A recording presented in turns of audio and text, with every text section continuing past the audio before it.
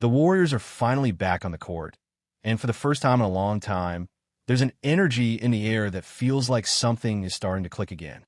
Everybody's returned to practice, the roster is basically set, and we're starting to hear from Coach Kerr and the players themselves. And let me tell you, hearing those first interviews gave me a little more confidence than I expected. Let's start with Steve Kerr. He didn't dodge the tough stuff. He went straight into the subject that a lot of fans have been talking about since last season ended. DeAnthony Melton. Last year, things were rocky.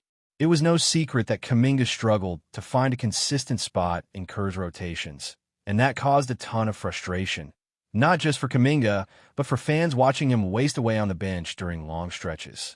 But Kerr was honest. He admitted that things didn't click last season, that he didn't do the best job integrating Kuminga into the system. But now, he's clearly motivated to make that right.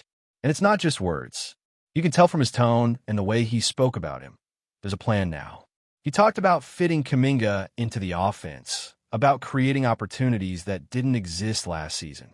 That doesn't happen unless the coaching staff has already started mapping out exactly how they want this to work. And before anyone jumps to conclusions about past issues or negotiations, Kerr addressed that too. He basically said, look, it's business. The NBA is a business. Players' names come up in talks. Even coaches get dragged into it. It's not personal. That's part of the job. And in Kerr's own words, he's not taking it personally that his name came up in those off-season rumblings around Kuminga. He knows how this works. What matters now is what they do moving forward. And he's laser-focused on finding a way to make this relationship work on the court. But what really stood out was Kerr's confidence in this current group. He talked about the momentum they built at the end of last season, those final 31 games when things started to come together. The Warriors weren't dominant, but there was finally a flow, a chemistry, and they rode that wave into the play-in and gave it a fight. Now, going into training camp, Kerr wants to keep that energy alive. And while they did lose Kevin Looney, which, let's be real, is a huge cultural loss for this locker room, they also added some serious pieces to help the system evolve. One of the biggest quiet storylines here is the addition of Al Horford. Kerr didn't name him directly, but when he started talking about having a center who can stretch the floor, someone who can actually knock down threes consistently, it's not hard to read between the lines. And he's right. Look back at Kerr's time coaching the Warriors. The centers have mostly been guys like Kevin Looney, Andrew Bogut, Zaza Pachulia, physical, smart players, but none of them were real threats from deep. Even DeMarcus Cousins, when he was briefly around, wasn't quite himself anymore. But Horford? He's different. He's one of the few centers in the modern NBA who's made a name for himself as a three-point shooter while still doing all the dirty work inside. Think about it. When we talk about stretch fives who have had an impact over the last decade, the names that come up are Al Horford and Brook Lopez. That's elite company. And having someone like that unlocks a different version of the Warriors' offense. More space, more movement, more opportunities for guys like Steph, Kuminga, and Jimmy to attack without a clogged paint. Now, yeah, Horford isn't in his prime anymore. He's not playing 35 minutes a night. But his presence, his leadership, his IQ, and what he brings to the younger guys, that's where the value really kicks in. Kerr even said it. These guys are veterans who've been there before. Horford has gone to the finals twice, winning a ring in 2024. Jimmy's been to the finals twice too, didn't win, but he knows what it takes to get there. Steph and Draymond? 6 finals appearances. These are battle-tested players, and that shared mindset, that hunger to get back to the top, that's what's going to drive this team more than anything. And that's not just about the old guard. Kerr pointed out that even guys like Moses Moody and DeAnthony Melton have already been to the mountaintop. They were part of that 2022 title run in their rookie seasons. That's rare. That early exposure to high-stakes basketball, the grind of the playoffs, being around Steph, Clay, and Draymond in those pressure moments, that changes young players. It gives them a mental edge you don't always see in guys that age. Now let's talk about someone who doesn't always get the spotlight, but definitely should, Quinten Post. There's a lot of buzz around him in camp right now. He had a quietly solid rookie year, shooting over 40% from 3, and he's the only 7-footer on the roster. That alone makes him valuable. But what's interesting is that Kerr didn't just throw his name out there randomly. He singled him out as someone who needs to embrace a bigger role off the bench. That's huge. Post is in that tricky spot where a lot of young players land, the dreaded sophomore year. You see it all the time. A guy comes in, has a promising rookie campaign, and then hits a wall. They call it the sophomore slump for a reason. Sometimes it's the scouting report catching up. Sometimes it's confidence. Sometimes it's just bad luck. But the question is, will Post avoid that wall? Right now, it's 50-50. He's young, he shoots well, and he's got size. But can he take that next step? And this is where it gets fascinating. Post has been working closely with Horford. Think about that for a second. You've got a veteran big man who's seen every kind of center the NBA has to offer. Tim Duncan, Shaq, Jokic, Anthony Davis, Dirk Nowitzki, prime Serge Ibaka. Horford has gone up against the best of the best. That's who Post is learning from every day now.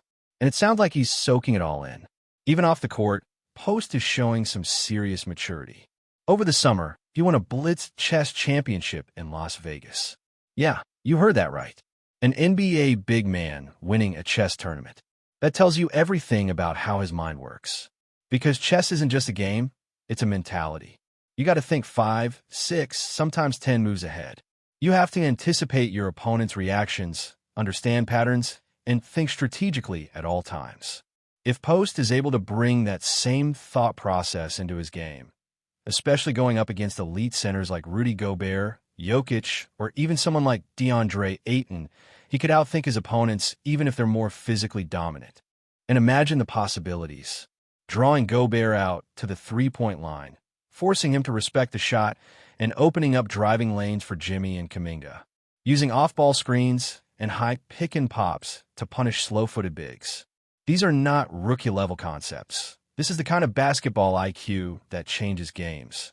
And if Horford can help him channel that and prepare for what's coming, Post could very well become one of the Warriors' most important bench players by the time we hit February, especially as Horford's minutes gradually decrease to preserve him for the postseason. Of course, not everything coming out of training camp is positive. There's already a frustrating situation developing, and it's around DeAnthony Melton. The Warriors just gave him a 2-year deal with a player option, sure, but still a commitment. And now we're finding out that he's still rehabbing his ACL injury from last season. He needs another evaluation in 4 weeks. That means he's likely to miss the first couple weeks of the regular season. And you have to ask, why make that signing if the guy isn't fully healthy? Meanwhile, Seth Curry, who's on an Exhibit 9 contract, meaning he could be cut by the end of training camp, is out there and fully available. He's healthy. He shot 45% from 3 last season, and he's proven he can produce in limited minutes. If this is going to be a battle for bench roles, why give a guaranteed deal to an injured Melton when Curry is ready to contribute right now? Yes, Melton is younger and more athletic, but Curry is a specialist. He's a sniper, and in a league where spacing is everything that matters. So, this situation is definitely something to watch. If Curry lights it up in preseason, the front office may have a tough decision to make. Do you keep the injured guy with long-term upside, or the veteran shooter who can help you win right now? These are the kind of questions that training camp and preseason will answer. Because as much as Kerr seems to like this roster, as confident as he is in the mix of experience and youth, the reality is a lot can change between now and opening night. The Warriors still have some positional battles to figure out, some chemistry to build, and maybe even a trade or two to consider, depending on how things shake out in the coming weeks. And that's where things start to get interesting. Because the roster right now might look solid on paper, but that doesn't mean it's set in stone. We've seen this story before. Every year, teams come into training camp thinking they know what they've got, and then preseason happens. Suddenly a guy who was barely on the radar starts turning heads, while another who's been around for years starts slipping. That's the nature of competition at this level. Nothing is guaranteed. Take someone like Moses Moody. He's entering a pivotal stretch in his young career.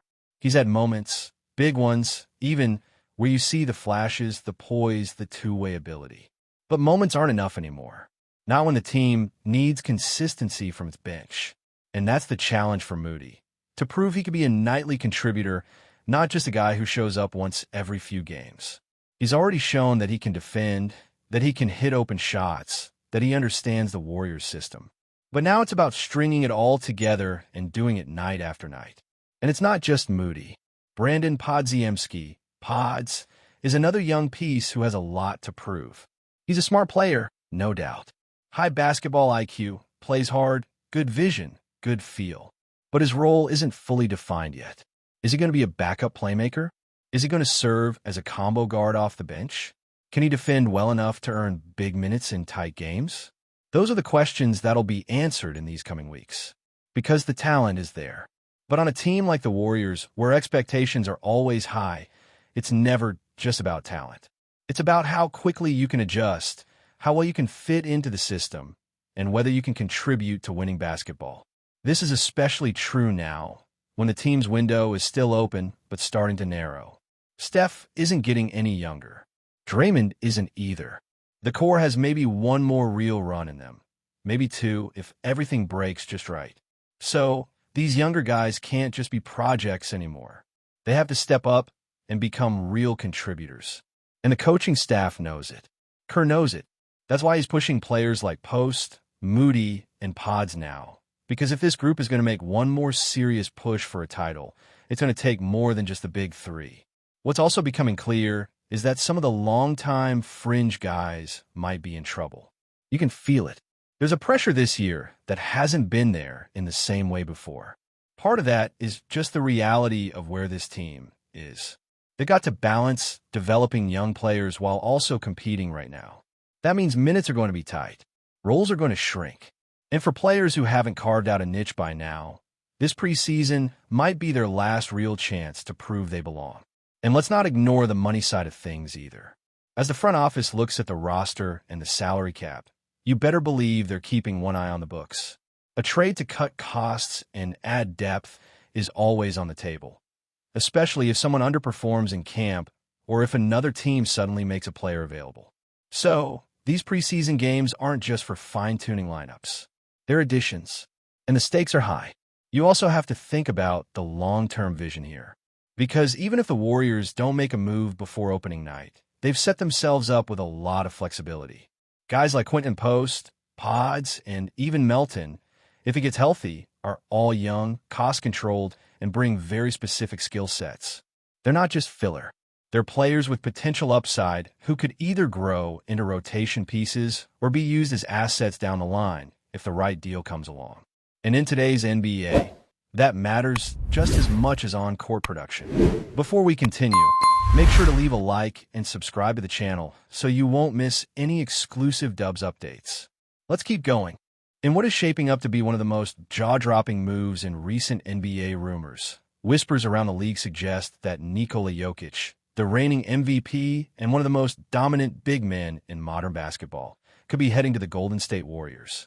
Sources close to the situation, who asked to remain anonymous, hint that discussions have reportedly reached an advanced stage, leaving fans and analysts scrambling to make sense of what this could mean for the league. Jokic, known for his unparalleled passing ability, scoring touch, and basketball IQ, has been the cornerstone of the Denver Nuggets' success for years. To see his name linked with the Warriors, a team already boasting a lethal mix of shooting and experience with Stephen Curry, Klay Thompson, and Draymond Green, is enough to send shockwaves through the basketball world. While no official confirmation has been made, the buzz alone has fueled speculation about how the Warriors' offense might look with a playmaking center who can operate as both a scorer and facilitator at the highest level. The implications of such a move are staggering. Golden State's perimeter-heavy attack has thrived on spacing and ball movement, but adding a player of Jokic's caliber could elevate them to a level rarely seen in the modern era. Rumors suggest that management sees this as a chance to create a super team capable of dominating the West for years to come, blending the Warriors' experience with Jokic's versatility and leadership on the court. Of course, questions abound. How will Denver handle the potential loss of its franchise centerpiece? Will Jokic's style mesh seamlessly with Golden State's uptempo game? The mere idea of this potential marriage of talent has fans and pundits speculating endlessly, from mock lineups to championship projections. Even the locker room dynamics are under the microscope. Warriors insiders reportedly believe that Jokic could thrive in Steve Kerr's system, But skeptics point out that chemistry and adaptation are never guaranteed, no matter how talented the players involved. Still, the rumor mill continues to churn, with social media buzzing with reaction gifs, fan theories, and heated debates. Analysts note that if true, the move could redefine what it means to build a team in the modern NBA, combining traditional skills with an unprecedented level of versatility. Whether this is merely a fleeting rumor or the prelude to a historic trade, one thing is certain. Nikola Jokic to the Golden State Warriors is the kind of story that dominates headlines, ignites imagination, and keeps fans glued to every development. The NBA offseason has never looked so intriguing, and whispers like these remind everyone that in basketball, reality often struggles to keep up with the rumor mill. Stay updated exclusively with the latest Dub Nation news. Subscribe to our channel and hit the like button to keep getting daily updates on the Warriors. Don't forget to share your thoughts in the comments. Your input is essential for the Dubs community. Stay tuned for the next video.